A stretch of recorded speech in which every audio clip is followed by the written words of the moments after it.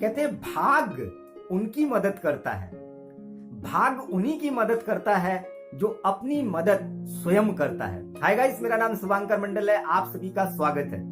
Guys, एक छोटी सी कहानी मैं आप लोगों को सुनाने जा रहा हूं। कहानी बहुत ही महत्वपूर्ण है, कहानी को आप एंड तक जरूर सुनिएगा ताकि आप कुछ लर्न कर सको। गाइस, एक बार की बात है, एक नगर में बाढ़ आई, पानी जो है बढ़ रहा था, लेकिन जल विभाग वालों ने सूचना कर दिया कि जलस्तर जो है धीरे धीरे बहुत ज्यादा बढ़ सकता है, आप लोग अपने सुरक्षित स्थान पे निकल जाइए।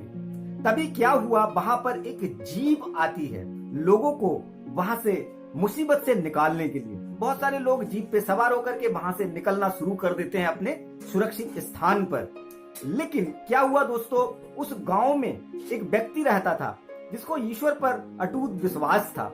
उन्होंने जो है जिद की कि मुझे यहाँ से नहीं निकलना है, ईश्वर मुझे बचाने के लिए आएंगे।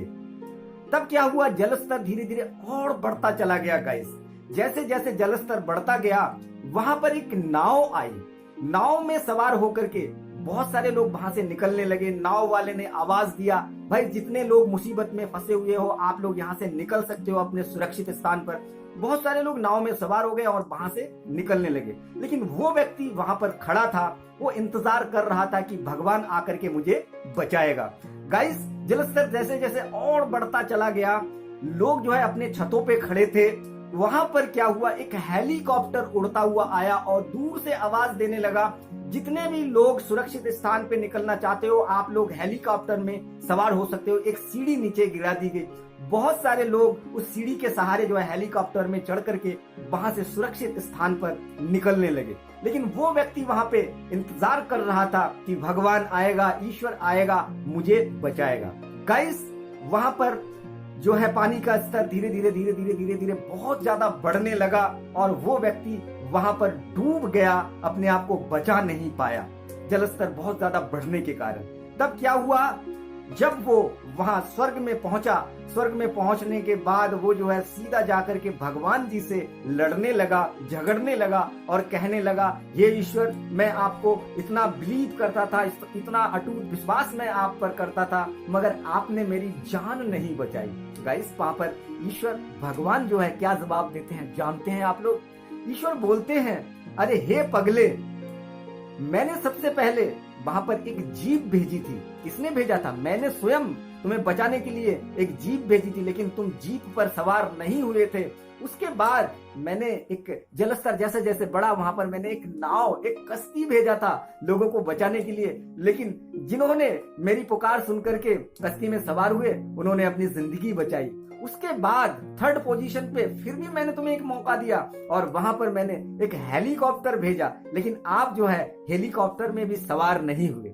इसके लिए जिम्मेदार कौन है? आप स्वयं जिम्मेदार है। गाइस, एक छोटी सी कहानी, इस कहानी से हम लोग बहुत कुछ सीखते हैं। जिंदगी में बहुत सारी चीजें हैं जो हमेशा हम लोग जो है भाग्य के ऊपर डिपेंडिंग रहते हैं। आप लोग भाग्य के ऊपर डिपेंडिंग ना रहें। कहते हैं आप जो है भाग्य के ऊपर डिपेंडिंग है या ईश्वर के भरोसे आप बैठा है, क्या पता ईश्वर आपके भरोसे बैठा हुआ है। इसलिए हमें जो है हमेशा भाग्य पर या ईश्वर पर भरोसा नहीं करना चाहिए। ईश्वर तो हमें मौका देती है, लेकिन उस मौके को पहचानना बहुत जरूरी है गाइस, तभी जाकर के हम जिंदगी में बहुत बड़ा कर सकते हैं। ईश्वर ने हमें इतनी सुंदर नेमतें दी, इतना सुंदर जीवन दिया। इस जीवन को हम लोग सदुपयोग करें, सदा सर्वदा दूसरे के हित में हम लोग प्रयोग करें, और ईश्वर की मर्जी के बगैर एक पत्ता तक नहीं हिलता, ये आपको मानना पड़ेगा। दोस्तों, आप अपना कार्य कर सकते हैं, फल देने वाला ईश्वर है। ईश्वर के भरोसे हमेशा मत रहिए, अपने कर्म पर बिलीव करिए और कर्म करते रहिए। गीता में श्री कृष्ण भगवान ने यही उपदेश दिया है, हे अर्जुन, आप कर्म करो, फल की इच्छा आप कदापि न करो। गाइस, उम्मीद है छोटी से वीडियो के माध्यम से आप लोगों ने कुछ ना कुछ जरूर लर्न किया। आपने क्या सीखा मुझे कमेंट करके जरूर बताइएगा। और हाँ, हमारे चैनल में अगर आप पहली बार आए हो तो हमारे चैनल को सब्सक्राइब जरूर करना और बेल आइकन को हिट करना, ताकि जो है इस प्रकार के मोटिवेशन कहानी आप सबसे पहले सुन सको। मेरी यही आशा है, उम्मीद है कि आप जिंदगी में तरक्की करें, बहुत ज्यादा आगे बढ़े, बहुत ज्यादा सक्सेसफुली हो। इन्हीं सब शुभकामनाओं से मेरे साथ जुड़े रहने के लिए आप लोगों को बहुत बहुत धन्यवाद।